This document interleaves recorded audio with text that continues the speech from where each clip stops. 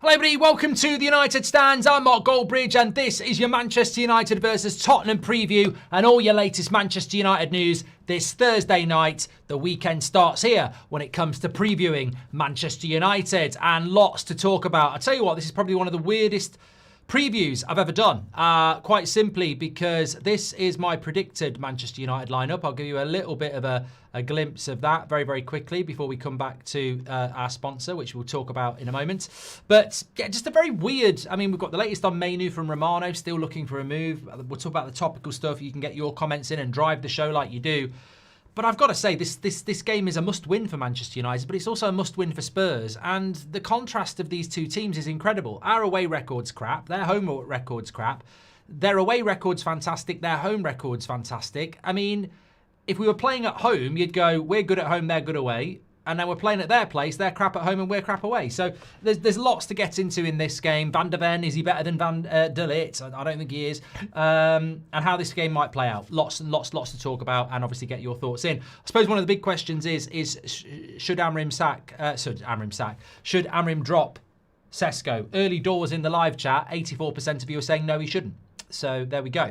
Before we get into all that though, we're sponsored by Surfshark on the show. You should know what Surfshark is by now. If you don't, it's a virtual private network, which means it safely and securely safeguards your private messages, your photos, your videos, and your sensitive information. It allows you to change virtual location on platforms like Netflix for global content access. So when I was in New York in the summer and I wanted to carry on watching Clarkson's Farm, I just logged in and put London as my location and then logged on to my own UK Amazon Prime. You can do that for other things as well, sometimes on a Saturday afternoon, I can't think what. Also, it offers Surfshark One suite, including alert, search, private ad free browsing, antivirus, and you can use it on unlimited simultaneous devices, so you can be on your phone and on your laptop using your Surfshark login. The best thing is, though, you get 4 months free with the code United Stands, so 4 months free to check it out. Even if you've got a virtual private network, you can check out Surfshark, and it provides a comprehensive digital protection package with a 30-day money-back guarantee. So check it out. Use the code United Stand. Thank you very much to Surfshark for your premium digital protection. Thank you very much to Surfshark. Okay, let's get into the show. So without further ado, let's have a look at the United team that I think Amorim is going to pick in this game. Now, of course, get involved and let me know your thoughts on whether you agree with this or not. But I think he's going to go with that. Now, it's a bit of a contrast because I was very tempted to keep Dalot in, but I think he has to drop Dalot. If he loses this game and Dalot plays, I don't know where he goes over the international break. I mean, I think we need to speak about that as well. The three possibilities: the draw, the win, and the loss in relation to the international break, because we will bring the league table back into this in a moment. But I think he will drop I think he will drop Dalot. I think that will happen. But I also think he will drop Sesko. I think he will. I just think he will. I think he really likes Mason Mount and he really likes Cunha and Mbeumo, and we are playing away from home and our away from home record's not been that good, and I just think he will go with Mount in the team over Sesko if Mount is actually fit. That's just the way I feel he'll go. Obviously, Casemiro and Bruno in the midfield. He will go Shaw, Lemens, De Ligt, and Yoro with Ahmad at right wing back. So I think the only two contentious positions will be what he does at left wing back and what he does up front. I hope he goes with Sesko and I hope he goes with Dorgu. That's what I hope. That's what I would do. My team, let me know yours. I would go exactly the same as that, but I would put Sesko where Mount is, and I obviously would bring Dorgu in. I think Amorim will bring Dorgu in, but I think he might bring Mount in as well. Because ultimately, it wasn't a particularly good performance from Sesko away from home against Forest. So I think he might look at that and go, Van der Ven, Romero, Milinkovic, Murillo, they did really deal with him. And Van der Ven and Romero are not dissimilar to Milinkovic and Murillo in relation to they can be good going forward and they're also quite aggressive. So I think he might try something a little bit different. But I think away from home, sometimes you want to hit that long ball and get Mbeumo flicked on, you know. So I hope he goes with Sesko, but I wouldn't be surprised if he changed it at all. But let's talk about how this game might go. So interestingly, I have sort of hinted at this at the start of the week. I'm going to say straight away, I think this will be a draw. I think this is a Saturday lunchtime 1-1. I think it will be a draw. That's my prediction. Whether that's a good result for United or not, I don't know. We can have a look at how that would impact on the league table and everybody else in a moment. But I think when you look at... this just amazes me. Right. Right. Okay. Man United's away record, we're 10th in the league. Obviously, we're not 10th in the league, really, but our away record, we're 10th in the league. We've got 5 points from 5 games. We've lost 2, we've drawn 2, and we've won 1. All away from home was Anfield, of course, the only win we've had. We've conceded 10 and we've scored 6. So we're not scoring with the frequency away from home that we are at home, because at home we've scored, how many goals have we scored at home? 11 from 5. So we're scoring more than 2 a game at home. We're barely getting 1 away from home. So our away from home is not as good as our home form. Tottenham's away form, they're top of the league. They've got 13 points from 5 games, and Arsenal have got 12 points from 5 games. So Tottenham are top of the league for away form, but they're not playing away, they're playing at home. Tottenham's home form has them at 4th from bottom. I can't believe this. I absolutely can't believe this. I've frozen. I thought this might happen. This camera needs changing. This was the problem last night. I don't know whether it's going to work. I don't know whether it's going to... it's broken. I bloody knew it. I trusted you, and you let me down. You piece of shit. Absolute piece of shit. I need a new camera, basically. I'll get it working. Don't you worry about that. But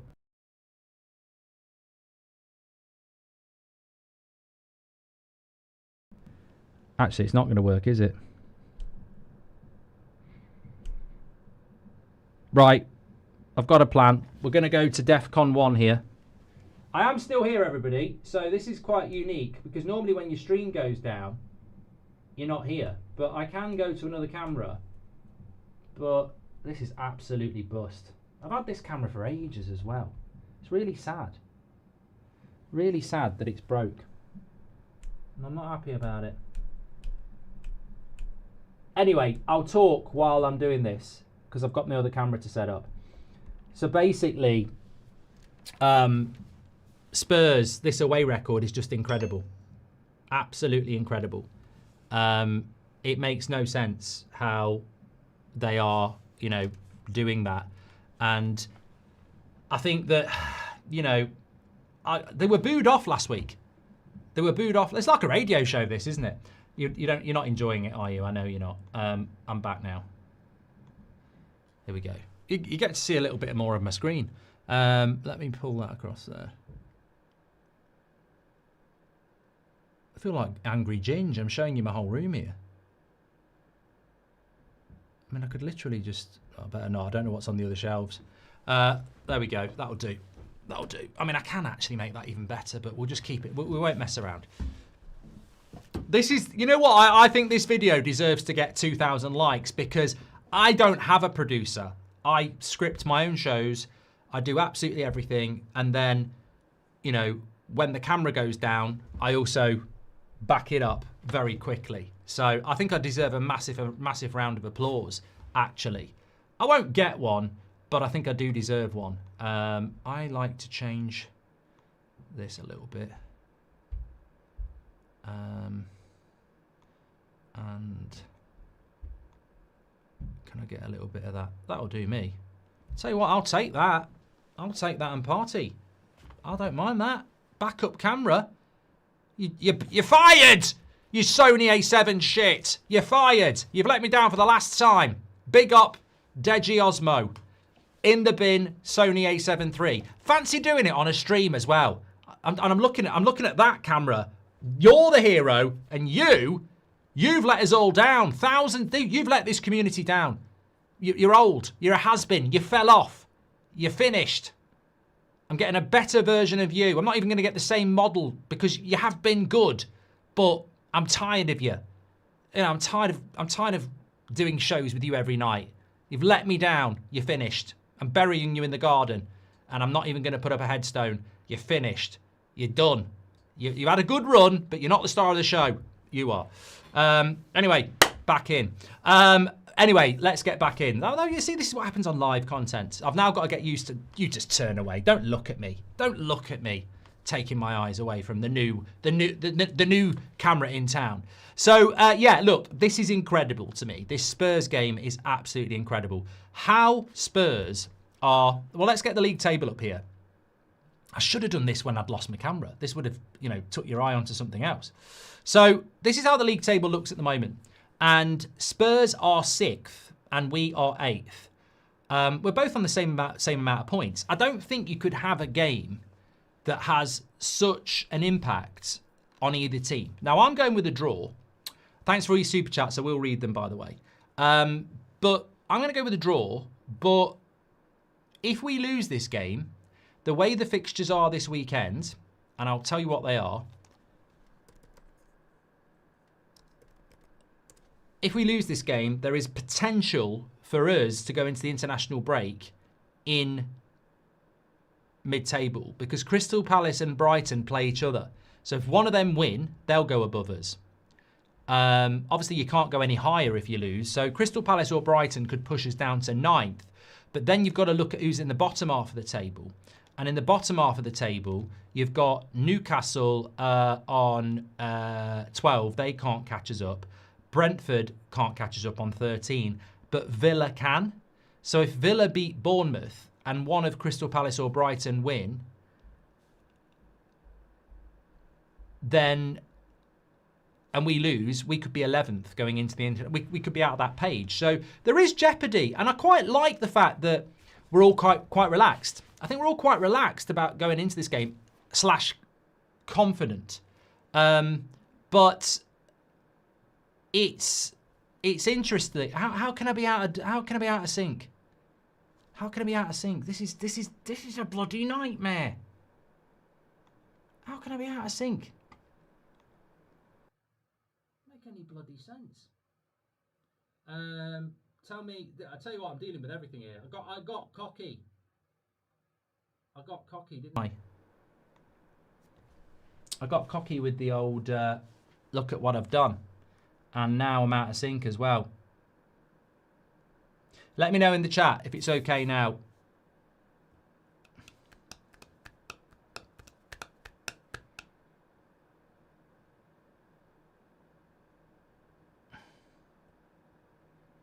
Perfect now. I just turned it on and off again. I'm not restarting some prat in the chat. Literally, that rhymes. And I bet he's wearing a hat, stroking his cat. And he is quite fat. You can't say that anymore. I'll retract that. As if I'd start a preview again when I've been running for 20 minutes. No chance.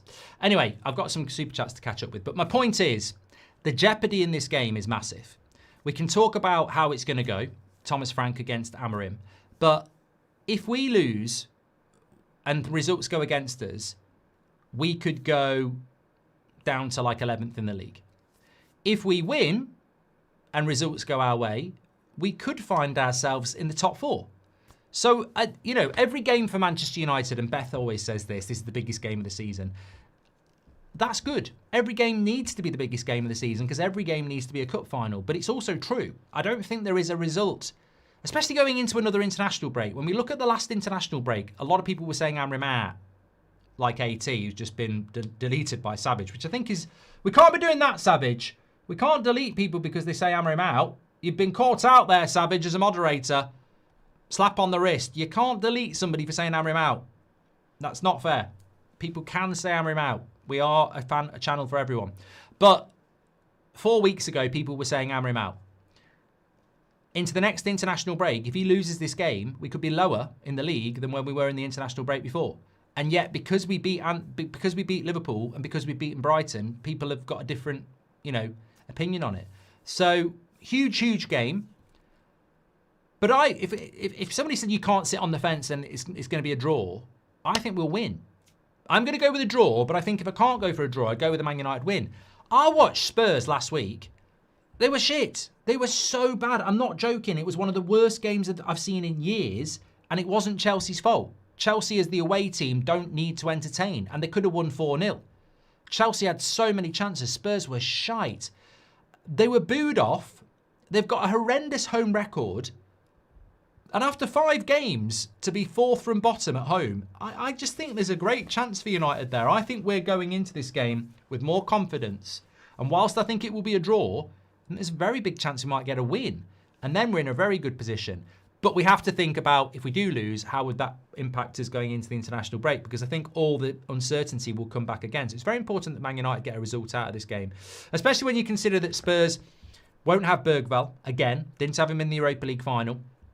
And we'll talk about what Amorim said about the Europa League final, because we did lose to Spurs. And you know, are we a better team now? Well, it's not bloody hard, is it? You know, it's like saying to a corpse that's now... It's like saying to Jon Snow in Game of Thrones when he's dead on the slab. And then he's resurrected. Are you feeling better now than you did there? Well, I was dead there. I'm breathing now. And that's a bit like Man United, Jon Snow FC. We've definitely risen from, you know, from that Europa League final in some sort of extent. We might still be walking with a limp and have, you know, not being potent or something. Or, I don't know. I'm getting lost in that. But my point is, we are a better team than then. Are we a better team than them? That's a great thing. We're a better team than then, but are we a better team than them? And I think without Bergvall, and they've got a lot of other injuries, Kudos is a doubt as well, I think we've got a really good chance of winning. But I think I've just got a funny feeling it might be a draw, because Spurs' record at home is abysmal. So, yeah, 4th from bottom at home. But our away record's not that great either. And I think that is something that we've got to take into this game. I think when we're at home, we're absolutely fine. And I think when we're away and we're playing against somebody that's going to have all of the ball and we can counter, Anfield, we're fine. But I think when it's a bit more of a game where we're expected to do something, as we saw against Forest, we sort of sink a little bit, don't we? So I think it's going to be an interesting game, but I think the ramifications of it are absolutely huge. Absolutely huge. No doubt about that. Let me just read some of these chats because we've got quite a few bits to get through. V says, async bridge, it's fine now. I tell you what, I'm producing audio and visual here. And I've got a new light at the back as well. I meant to put up that for ages. I like it. I think it just gives a little bit of something. A little bit of pizzazz. Lips out of sync, says Ndimbwa. I thought you were talking about Bruno, then I realised you were talking about your camera. Somebody's going to take that and say I'm talking about Bruno, but I was talking about a camera. United Stand FM, says Ndimbwa. Goldbridge After Dark, says Gems. That's what a radio show would be like. Dweller, thank you very much for joining the members club and getting your badge in. We really appreciate everyone who has a badge, like Rob Always United, everyone who's part of the members club, like Mike K and Rob Always United. I think I can reveal a bit of exclusivity as well. I recorded something with Piers Morgan yesterday. I think it's going out tomorrow. I think I'm allowed to say it now. Is the Ronaldo interview out in its entirety now? I think it is. So I did do something with Piers Morgan yesterday. It's only a very short piece, but he did absolutely ambush me with a clip where I called him a prat. I didn't know he was going to do that. So he said, just before we start, let's have a look at this. And it literally is a clip of me going, he's a prat. He's a massive big prat. Pratt Morgan. So, yeah, it's only a little thing, but it's going out tomorrow. I'll post it when it's out. I didn't catch the morning show, but I must say, yes, Sesko had a bad game against Forest, but I've been impressed by his overall game. The comments he was getting are overblown and come from people who didn't truly watch him, says Andre Gomez. I wouldn't botch it. I wouldn't bench him. 81% of you agree with me on that. But Bisson says, Sesko on the bench for me. We won't beat Spurs in the air. Van der Ven, Romero and Palhinha will have a picnic with Sesko. Bergvall is out as well. A Peaceful Friend says, is Man United considering to buy Almala, who has just been nominated for the German and national team for the first time ever, says a Peaceful Friend. I think Almala will end up at Bayern, unfortunately. But he does remind me, I mean, I'm not saying he is, but he does remind me of Rooney a little bit. And he's done very, very well. Very, very well indeed. I'm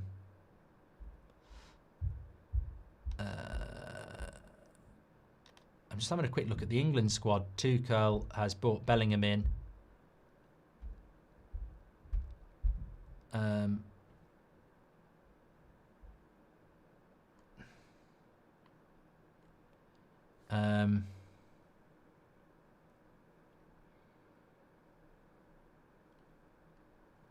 I'm just trying to see if Luke Shaw made it. I'm having a look at the squad here. Did Luke Shaw get picked? Oh, he's not done it yet, apparently. Oh, he will be recalled. Okay, sorry, it's just all about Bellingham. I thought he'd pick the squad then. It's very late to pick an England squad, isn't it? Hope you had a great day. Roll on Saturday, says Ian O'Connell. You too, Ian. Hope you're doing very, very well as well. Thanks for your super chats. I think I've caught up on them now. I think that with regards to the week has gone very, very quick again, hasn't it? It has gone very quick. And, you know, I'm very excited about that. So, yeah. Look, I'm going to go with a draw. But ultimately, I think we might win. I'm just going a bit conservative because I said we'd beat Forest last week and I was a little bit overconfident. But we can beat Spurs. They're crap at home. And I might have tweeted some stuff about that last weekend, but I'm not going to double jinx it and say we're going to win again because people will go, you always go, we're going to win away from home and it's not that easy in the Premier League. So I'm going to be respectful and say a draw. But whoever loses this game, it's bad for them. And whoever wins it, it's great for them. So, you know, a draw might not be a terrible result, actually. How would you feel if we drew this game and potentially, well, we'd probably still be about 8th. We might lose a little bit of ground on teams, but let's be honest, Sunderland are going to lose to Arsenal. Liverpool and Man City both can't win. Bournemouth are playing Villa. We're playing Spurs. Chelsea got Wolves. Chelsea are going to eat well this weekend. Crystal Palace play Brighton. So there's a lot of people playing each other. So a draw might not be a terrible result, but I think it's a great opportunity to go and win. If we go into this international break and we've won, I expect we'll be back where we were after Liverpool, where we're looking at the top 4 and going, oh my God, we're great, we're great, we're great. I think if we draw, we'd probably just go, yeah, we're doing okay. And if we lose, I don't know where we'd be if we lost, because we'd be probably down to 9th, maybe 10th, maybe 11th. We'd lose ground on others. And I actually do think that if we lost the game, there would be some people inexplicably, well, not inexplicably, but I think we would be back with the whole Amorim's not the right guy again. So I really hope that we can just, obviously I hope we can win, but I really hope we can avoid defeat because I don't really want to go back there. We're not going to go back there. The club are not going to go back there. So I really don't want to go back there with those fans that want that to happen because I think he's going to get the season anyway, in my opinion. Last season it was Agate. This season it's Sesko. Players getting piled on before they've even had a chance to settle in, says Emily Derry. Hope you're doing well, Emily. Thank you very much. Appreciate you for doing that. Talking about Emery, what's going on in Europe? I forgot that they were playing tonight. Forest are 0-0 with Sturm Graz. And Aston Villa are playing at home. Aston Villa are 0-0 as well. They've only just, 31 minutes. They've only all just kicked off, really. But Stuttgart 0-0 with Feyenoord as well. Right, let's get into a little bit of the news because I thought there was some interesting stuff that came out today around Manchester United. And this is what Ruben Amorim had to say about the difference in the characteristics since the final against Spurs in the Europa League final. He said, our team presents different characteristics, but we also have many players who played last year. We are a better team. We are more confident. We manage the moments of the match better, and I expect a different match. I mean, come on. I understand why he'd get asked questions about the Europa League final because obviously it was against Spurs, but I tell you what, that final against Spurs, and I'm somebody that is very much, I do not want to see a manager sacked. Amorim, I want him to stay and I want us to be patient.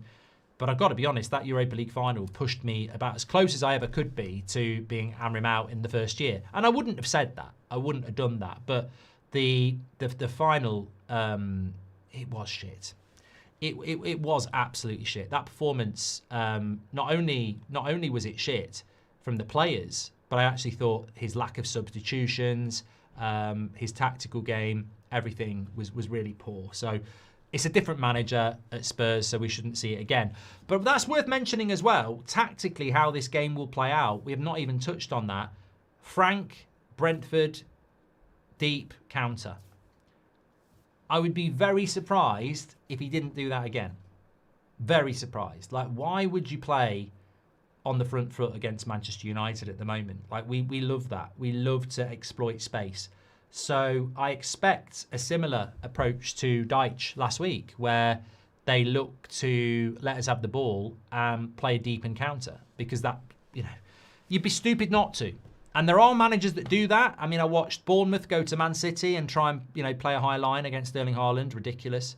I watched Emery's Villa go to Liverpool and try and play out from the back. Ridiculous. So who knows? But I think that the game may be very similar to Forest last week, whereby, you know, it's quite tight. But Chelsea did generate a lot of chances last week. So there is hope there. And with the likes of Cunha and Mbeumo, let's wait and see what they can do. He also spoke about goals that have been conceded. He says it's a problem, especially if you see the league nowadays. The team winning lots of games is not suffering goals or shots on target, and that is a big game, especially when you have talented players. Obviously, he's talking about Arsenal. In one opportunity, you can score a goal and win the game, but I think it's more a team thing. We need to defend better. We need to be more aggressive, and we defend better when we're more energy. We have a lot to do, and we can suffer the amount of goals we are suffering. We cannot. We need to improve.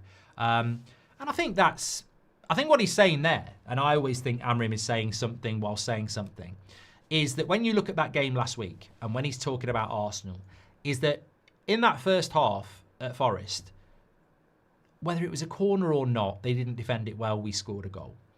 They had a couple of chances, we had a couple of chances. And at half-time, it could have been 0-0, it could have been 1-0 to them, it was 1-0 to us. So you put yourself in that position, in a tight game. And I think everybody would say first half, it was equal. Second half, they were better than us. But you put yourself in a position where you're 1-0 up half-time in a tight game. What he's saying there is, if that's Arsenal, they don't lose that game. They don't draw that game. They win that game because they then go and rely on their defence and counter. But what do Man United do? Hard first half. They're 1-0 up. Really hard first half. Within 5 minutes of the second half, you're 2-1 down because your defence has let you down. And your defence just isn't your goalkeeper and your back five. It's your midfield and your attack as well. Everybody is part of that. So I think what Amorim is saying is that we've got to defend better as a team. You can't work for 45 minutes in a very close game, get 1-0 up, and then gift it away. You can't do that. And there's teams in this league that aren't doing that. So we've got to learn to do that. We've got the components. The goalkeeper is more settled. De Ligt has been fantastic. Yoro has been fantastic. Luke Shaw's done okay.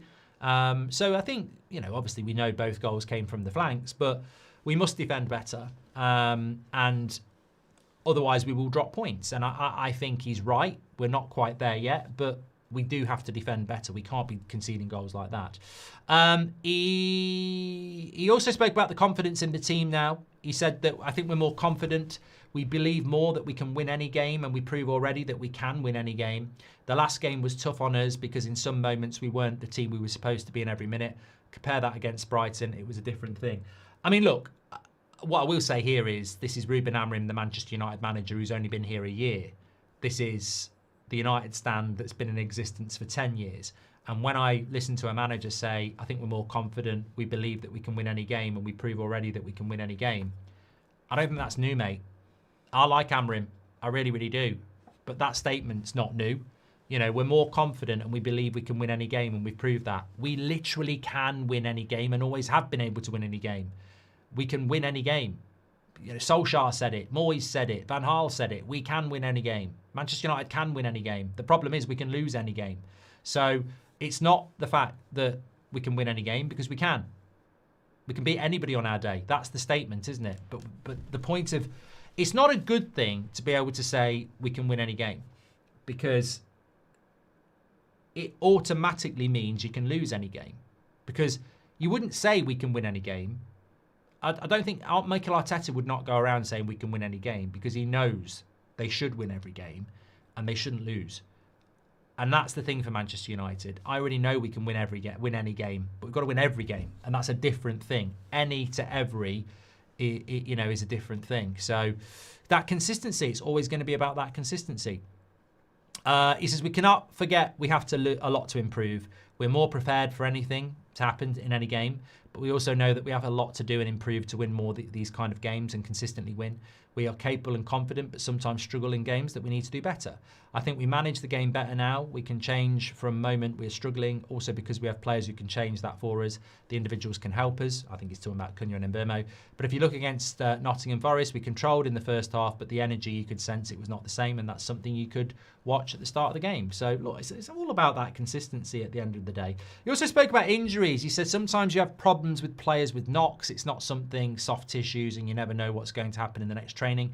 If you play with intensity, anything can happen. But I think the big reason is one game every week. You can give an extra day to the players that you know that could struggle in the next training. So I think that is the big reason.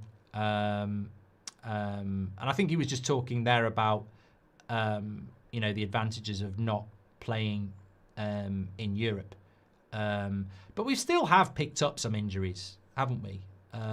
But hopefully in the longer term, it will help us out. Emily says, if there was ever a game where we need our midfield not to panic on the ball and keep hitting long balls, it's this one, says Emily. Even with a couple of players out, I still think Spurs on paper have a better midfield than us. But look, so do Liverpool, and we were still okay. I'm hoping that we can replicate. I feel like I want to say we're going to win this game, but I'm just going to be non-jinx bridge and say a draw. Spurs are the exact type of team United go down to playing defensive and hitting on the counter, bypassing the midfield. So we need Mount in this game, says Tusha. Thank you very much for that. Just a little bit from Romano here I wanted to talk about as well on Mainoo. So Romano, when he's talking about Mainoo, is quite interesting. He said Mainoo would still be open for a loan move in the January transfer window. It now depends on the club and what Amorim wants to do, because the desire for Amorim would be to keep the same squad. There's interest from West Ham, who are offering him a guaranteed starting spot. There's also interest from Napoli, who are looking for a midfielder after the injury to De Bruyne. Mainoo will be one to watch depending on what United decide to do.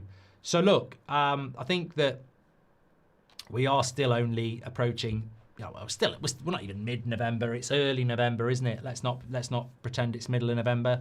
We're early November. There's still a long time to go in this before we get to January. But look, I don't think anything has changed when it comes to Mainoo, and nothing is visibly changing on the pitch, is it? So, I actually. Oh, sorry, I'll just say, I really don't think Ruben Amorim can just sit there and say, I want to keep the same squad when he's not using it. He's got every right to say he wants to keep the same squad, but he's not using it. So, I think if you are Xerxes, if you are Mainoo, and there might be others, but those two, I've got to be honest, if I was Obi's agent, I'd be saying, can I have a loan deal in the second half of the season? And that might seem controversial. I even heard somebody say the other day, should Aiden Heaven be doing it? Which I thought was really interesting. Because Heaven's not getting any game time. Obi's not even getting on the bench. And Mainoo is not getting any game time, and neither is Xerxes. So I think that it's all right Amorim saying, I want to keep the same squad, but you're not using it. And those players, it's not, actually, this is what I was trying to say. I'm not championing Xerxes or Obi or Mainoo to get out. What I'm saying is, regardless of anything, you can't sit players on their arse for 12 months. It's just not good. There's no development there. If Mainoo just sits on his arse all season, you've lost a year of development for a 20-year-old. If Heaven sits on his arse all year, you've lost a year of development for a player that looked like he was knocking on the first team last year. If Obi sits on his arse for another year, okay, he's only 18, but 18-year-olds do break through.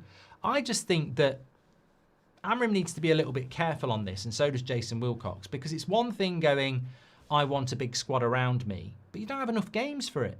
And also, these players are not Christian Eriksen. They're not into the 30s, picking up a wage, happy to sit around. You've got to balance development. I mean, we've all played Championship Manager, Football Manager, Career Mode. You can't just chuck people on the bench and not use them. They deteriorate. Their fitness deteriorates. Their form deteriorates. So I don't think we can just go, I want to keep these players and then not use them. So, yeah, I think that's important. New camera for Mark, says Verks. You look different, says Rocky. You've obviously tuned in a little bit late. Missed the drama at the start. So, yeah, we've had to change camera midstream. So that's what went wrong with that. Bored Dave Boy says, run as far as you can from this manager, Cobby. And isn't Obi with the under-21s at the moment, says Big B? Well, he probably is, yeah. But I still think he's... I still think you could consider a loan deal to maybe a League One club, maybe even a Championship club, just for 6 months. We've done it before. You can loan people out in January. Why not? Why lose a whole season? Get him some first-team football, I say. At Sesko's age, Gyökeres played for Swansea with zero goals, says Anton. I mean, I know we spoke about it this morning, Anton, but I really don't see the correlation between what Erling Haaland was doing, what Gyökeres was doing. they're both very, very good strikers in my opinion. But the most important thing is we shouldn't be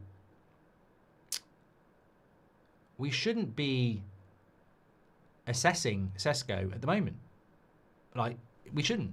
He's not a prolific striker anyway. And if he becomes a prolific striker, he'll become a prolific striker at Manchester United. He's not going to be, this whole, Haaland was doing this. It's an irrelevant. I was looking at this today, actually. So this whole Sesko needs to be scoring loads and loads of goals. Well, let's have a look at his career. So at Leipzig, 27 goals in 64 games. That's not 1 every 2. 1 every 2 would be 27 goals in 54 games. So even at Leipzig, he wasn't a 1 goal every 2 games. And look, the Bundesliga, there's a lot of goals in the Bundesliga. As you know, we watch it on a Friday night. Salzburg, RB Salzburg, 21 goals in 55 games. If he was a 1 goal in 2 games, it'd be 21 in 42. Man United, 2 goals in 10. I mean, look, obviously, that's not, you'd want a few more, but he's not prolific. Look at Slovenia, 16 goals in 45 games. That's 1 every 3. So he's not prolific. And I think that's what people need to realise. And do we need a prolific goal scorer? Well, hey-ho. If we had a striker that could score 20 goals in 38 Premier League games, you're going to take it. But if he can score 15 goals in 38 Premier League games and help Cunha get 15 goals and Mbeumo get 15 goals, you've got 45 goals in your front 3. And that ain't bad. So it's not just about, I think this is where people are missing the point with Sesko, because they're misprofiling him. We don't put crosses in the box, which is a big part of his game. But if we're averaging 2 goals a game and he's playing, does he need to score all the goals? Or is it about fair distribution and having threats from different areas? And I think that's what it's about. I think that's what modern football's about.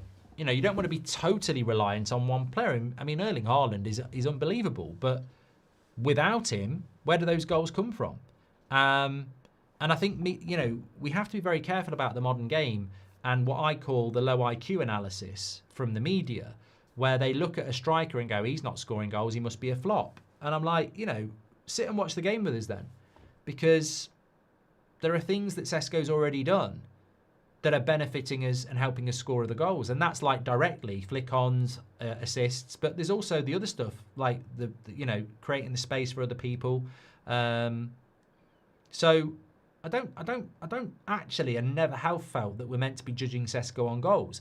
I think he's got to get into double figures in the Premier League, and 10 maybe not enough, but I don't expect him to be scoring 3 or 4 goals in a season. I expect him to get around 10 to 15.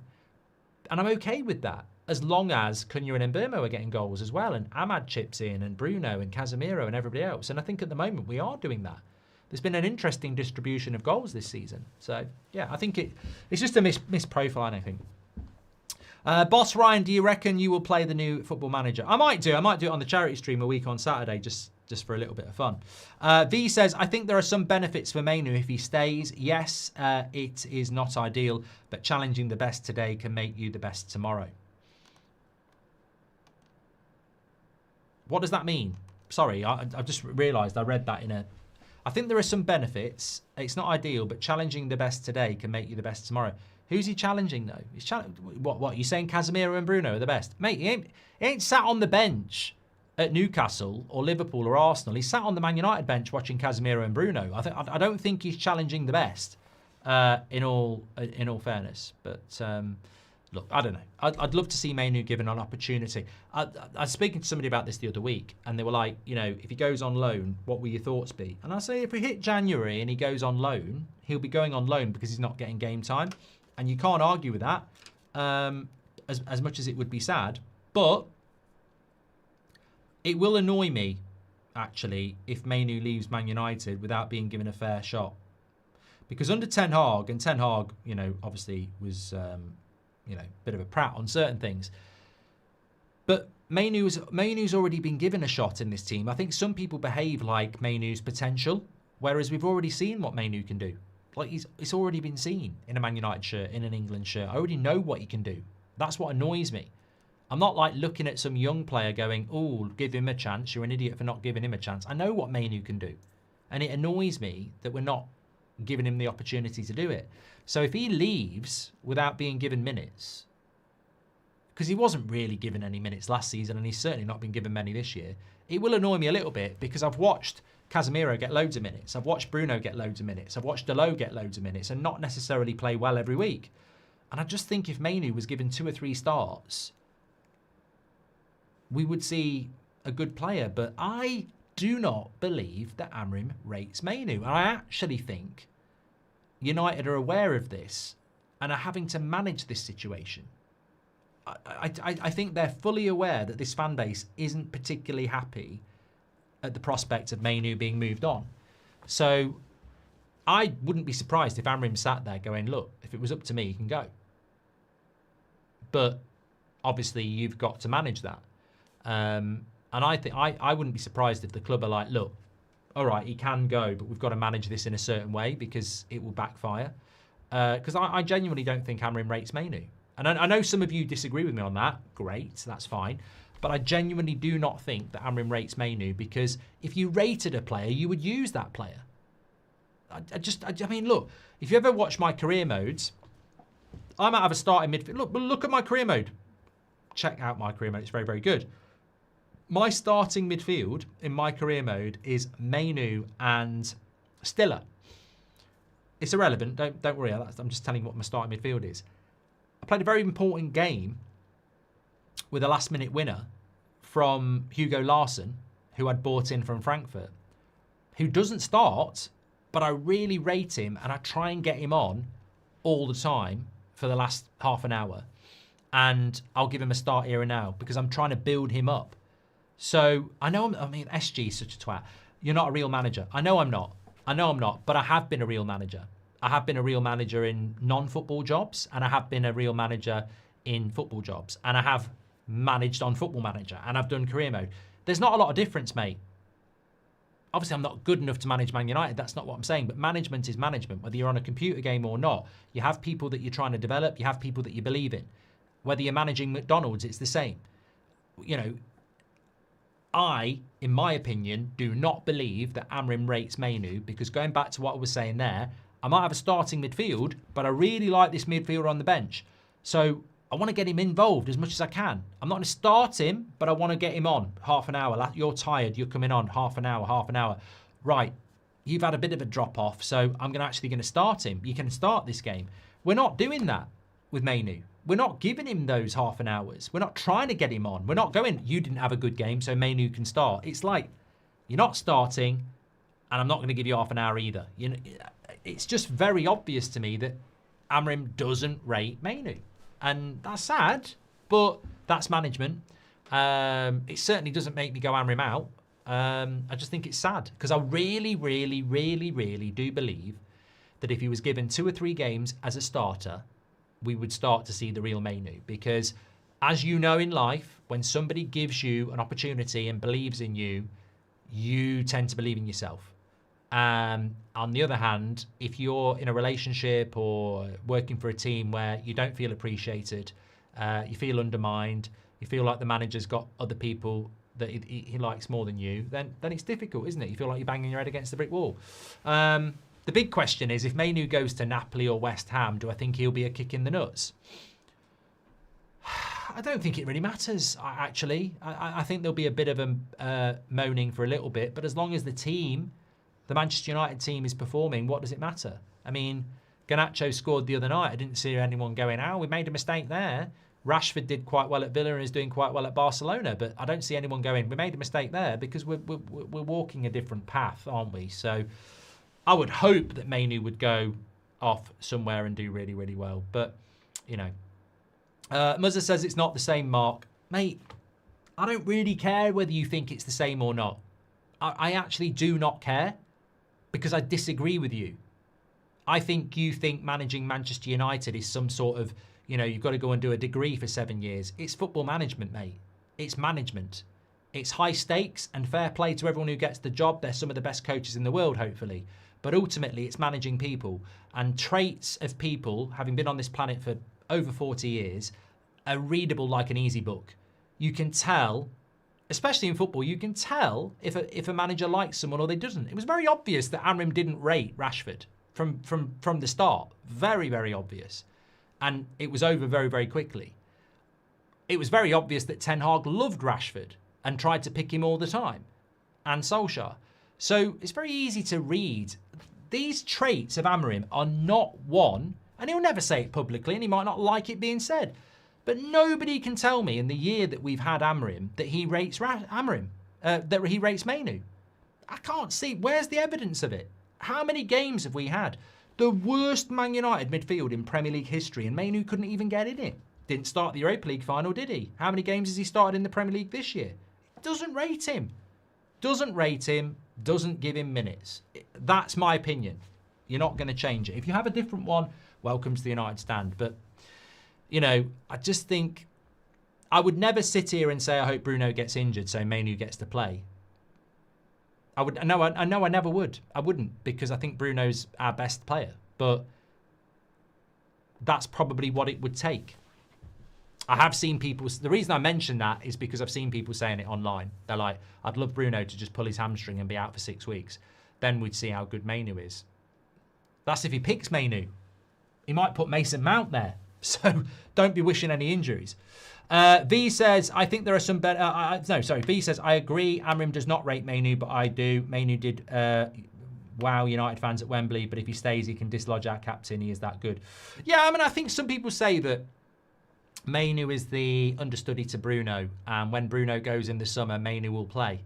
Again, that doesn't make any sense to me. It doesn't make any sense. If Mainoo is the heir to Bruno's throne, you would be giving him more minutes. You would be getting him involved. Because if Bruno goes in the summer and it carries on like this, Mainoo will have lost a year of development. He's not getting enough minutes, in my opinion. Anyway, let's move on. It's Martinez back after next international break. Can't wait for the Butcher to be back, says Willits. Chris, did they do the Argentinian national team call-up?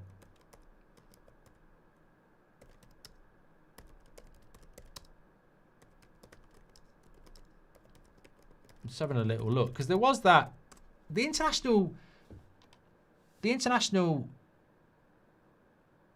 here it is. It has been announced.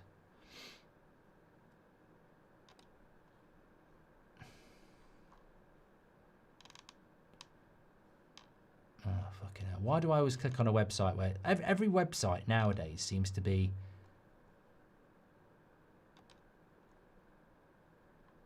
subscribe here? Well, it doesn't mean he's not going out there, though. As somebody quite rightly said, he's not in the squad. Lautaro Martinez is. I read that as Lisandro Martinez. He's not in the squad. Surprisingly, neither is Garnacho. He's not in the squad, but that doesn't mean he's not going to go out there and train.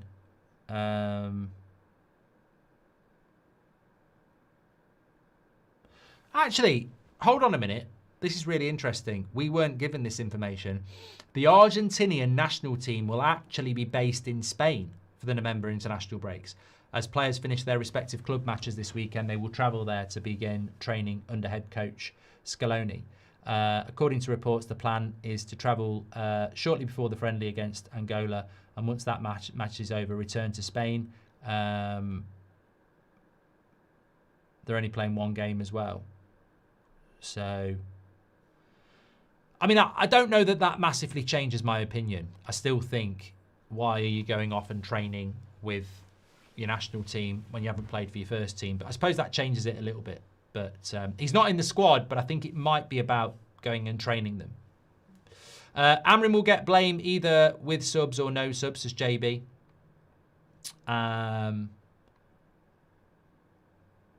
And team looks good. Benji should be saved for a run December as a starter, says Lawrence Berry. Amorim not rating a player has nothing to do with the player's actual ability, more like he cannot utilise the player, says Capaldai. I disagree. I think if you rate a player, you find minutes for them. It's a 90-minute game. Hi, Mark. Does anyone from Tottenham scare you, as in we need to keep them quiet? I think if he puts Delo on the left-hand side and Kudos starts, that worries the shit out of me. Not so much Brennan Johnson. What was the Spurs team? What Tottenham? Let's have a look. I mean, look, Van der Ven or De Ligt. I've seen people going on about this, and it really does grind my gears, to be honest with you. You know, Van der Ven's goal against Copenhagen was very, very good. There's no doubt about it.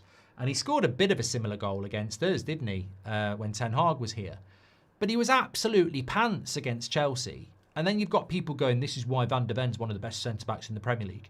Oh, he's way better than De Ligt. And I'm like, De Ligt this season may not have got the ball and ran past 4 Copenhagen players and scored a goal, but his actual job is to defend. And this season, against very good clubs like Man City, Arsenal, Chelsea, Liverpool, he's been Mr. Consistent. He's been our best player this season. So, look, Van der Ven's a very interesting profile of defender, but De Ligt does his job very, very well. So I take De Ligt over Van der Ven every day of the week.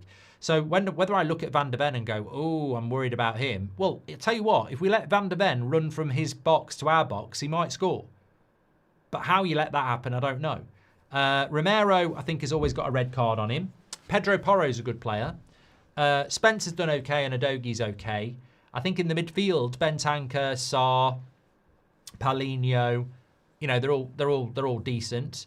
But I don't know. I just don't think Spurs, Brennan Johnson, Muani, Tell, Odebear, Richarlison, Simmons. I mean, Kudos, if he's fit, is a good player, but I don't know whether he's going to be fit. So I just don't know. I don't know. Look honestly, I want to sit here and say Man United are going to win. The only reason I'm not doing that is because last week I said it and we didn't. So I'm going to go with a draw, but I genuinely think it's a winnable game for Manchester United.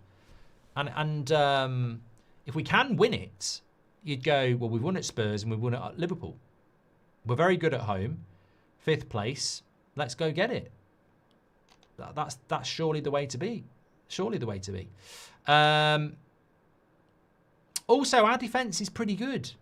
I think where we've got to be careful is set pieces. We've seen it this season. Set pieces are crosses into the box are a bit of a problem for us because Yoro, I've noticed a few times, positionally, even though he's tall, isn't, you know, he's still learning that aspect of the game. Luke Shaw, I don't think has ever been that good on crosses. De Ligt is. Ahmad obviously is a winger and Delo is a bloody nightmare on crosses. And Casemiro is good on crosses and Bruno isn't. So I think we've got to be careful of that aspect of the game. I think crosses into the box is a problem. I mean, would he bring Maguire back? Would he look at it and bring Maguire in? Because that might be a weakness. So, as I say, if it's a tight game, we might need to be very, very careful of that. But you know what? If you want to get top 5, you've got to go and get a result at Spurs. And a result might be a draw. But, yeah. We've got to be scared of Simmons. I don't think he's settled in the Prem very well at all. I think he's a good player, but I don't think he's settled particularly well. Yeah. Van der Ven is a pace merchant. I think it'll be a good game, though. I mean, I don't look at Spurs in a disrespectful way and say that they've not got a good manager and they've not got some good players. And if they turn this... Should have said this at the start. I mean, it literally is the light switch derby. It should be sponsored by B&Q because if there are ever 2 teams that are light switch clubs right now, it's us and Spurs. I mean, Spurs have always been a light switch club, and if you don't know what that means, literally you never know whether they're going to switch the switch on or off. They're inconsistent, and we have become that as well. So, yeah, if we both like the switch on, it could be a really, really good game. If we both switch off, it could be a shit game. If one of us switches on and one of us switches off, then we'll take the benefits. But as I say, Spurs' record at home is really crap, and I would not miss the fact that after the Chelsea game they got booed off, and that could play into our hands. The crowd has been criticised by Thomas Frank and their own players. So if we can start well, and we have done, and get in front, I think that really, I think the first goal is always important to United. But I think in a game like this, it becomes very, very important. Yeah. What's your score prediction? 1-1. 1-1. Mist says, we can't play counter-attack against Spurs. It's not Liverpool. They have the quickest back line in the Prem. Van der Ven, Porro, Spence, Udogie. Yeah, I don't think we'll be able to play counter-attack anyway, because I don't think they'll play particularly high line either. So, but I'm looking forward to it. Right. Wow. Oh, God, that was a stress, that was. We started off on one camera. We got to another camera. Then it was out of sync. But I have got another camera on order. I feel sad. I don't know anything about cameras. I've had it for about 5 years, and I suppose using it as much as I've done, it's probably on its last legs. If anyone knows about cameras, can you fix them? I don't know. Yeah, I don't know. But the after shows will be back soon, Jacob, when I'm exhausted all the time. That's the problem at the moment. I need my sleep. Fantastic show. I love Thursdays. I absolutely love Thursdays. Normally we have the Ben Jacobs show on a Thursday. That's tomorrow at 2 o'clock with Beth, because Amorim's moved his press conference. But yeah, Thursday night preview show. And normally Ben Jacobs on the afternoon at 2, and then Amorim's press conference tomorrow. And we're building up to a Saturday lunchtime game. Win, lose or draw on That's Football with me and Robbie tomorrow morning. That'll be out about 8 o'clock as well. So love it. We're back. We're absolutely back. And we've got, I tell you what, we've got lots of good shows planned for you over the international break. I actually don't mind this international break. It's sort of the start of Christmas. We do the charity stream, which is a week on Saturday. We've got some really exciting stuff planned for that. But yeah, thank you everybody for tuning in as always. And I will speak to you. I'm on the 10 o'clock show. Yeah, I'm on the 10 o'clock show. Thank you for everybody for watching. And where do you think we'll be in the league after this game? Said, who said that? I want to shout them out. Vidan. I think that very, very quickly, I think if we draw, we won't go above Chelsea. Sorry, we won't go above Spurs. Chelsea will beat Wolves. Bournemouth will probably lose to Villa, I think, but they're on a +2 and we're on a +1, so we wouldn't go above them on 18. Sunderland have got a better goal difference as well, so we wouldn't go above them if they lose, which they will, and we draw. Liverpool, I doubt we'd go above them, even though they might lose to City. So I think if we draw, we're likely to stay in 8th, unless Crystal Palace and Brighton, one of them, win. So yeah, I think if we win, I think we'll be in the top 4. If we lose, there's a chance we might be sort of 10th. And if we draw, I'd expect us to be around 8th or 9th, which is exactly where we were in the last international break. So it'd be nice to win, because I feel like in the last international break, there was a lot of negativity. In the first international break, there was a bit of negativity. And I think with this one, it would be nice to go into it with a bit of positivity. And I think a Spurs win, that would be 10 points from the 4 games. Whereas a draw would be 8 from 12, which is okay. A loss would be 7 from 12, which is a bit, you know. So you got to look at it like that, though, haven't you? Take care, everybody. Thank you very much for watching. Oh, final thing. Surfshark. Let me put it back up on the screen. Don't forget, you can get 4 months free with the code UnitedStand. Links in the description to check that out. Also, let me just turn... I can't turn it all off. The Christmas jumper. Where is it? It's not on the wall. Are you hanging up your stocking on the wall? Christmas jumper. There it is. Knitted in all its glory. In fact, that camera shows it up quite well. Lovely Christmas jumper. I think it's the best one we've ever done. We've only got about 150 left. They're flying, these are. So we're trying to get some more ordered and knitted because I don't think we've got any mediums left.